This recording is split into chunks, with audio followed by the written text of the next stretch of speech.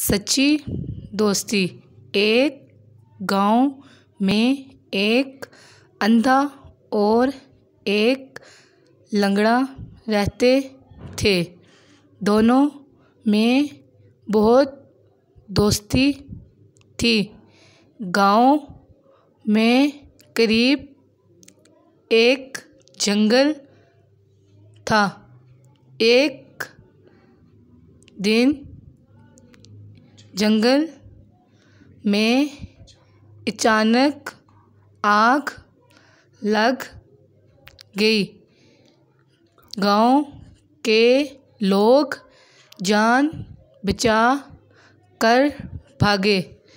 अंधा देख नहीं सकता था, लंगड़ा चल नहीं सकता था।